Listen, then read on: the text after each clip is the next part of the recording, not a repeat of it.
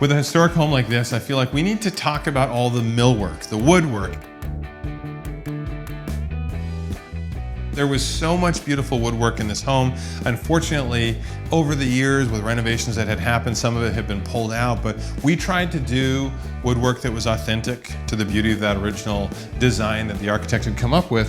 And one of the things you'll notice if you've ever had a historic home, old houses used to come with solid core doors. They were really, really heavy, really chunky. So every door in this house is a solid core door. It dampens the sound better room to room, so you don't hear if someone's playing music or making noise in the other room.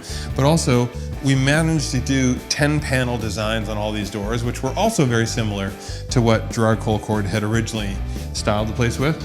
I think the coolest thing too is making sure that if you're going to provide privacy, you're providing privacy and you don't hear all the noises that may be coming from a bathroom space. So I love the fact that Woodgrain, who we got all our doors from, was able to match up that aesthetic, give us the profile that we wanted, and they also gave us all the material for all our custom crown, casing, and baseboard work throughout the house.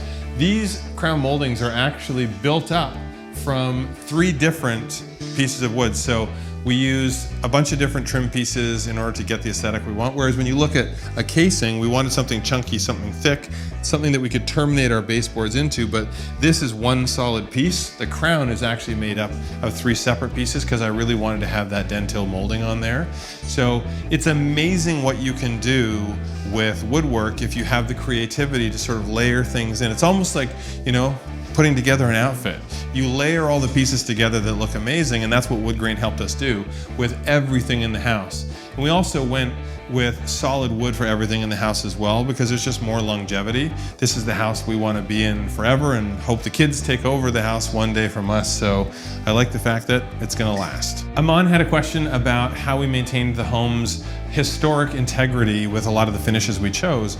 Well, some of that does come down to the profiles we chose for a lot of our baseboards, our casings, doors, but some of that also comes down to the color. Every room we wanted it to feel special, but we also wanted to use a color palette that probably would have been used as well back in the late 30s. So if you come in here, you'll notice we changed to pick up off of the wallpaper. We changed the color. It's a really deep gray purple on all of the trim and casing in here. I think it's a little subtle touch. You still have the same 10-panel doors that originally were in the house, but you know, just a little change which comes from the color. So I think those are some of the subtle touches that we look to incorporate. It's sometimes about color, sometimes about texture, sometimes about the actual style of something, but everything matters. Karen was asking what are some of the small details that you might forget about in your own home. I think one of the biggest ones is functionality.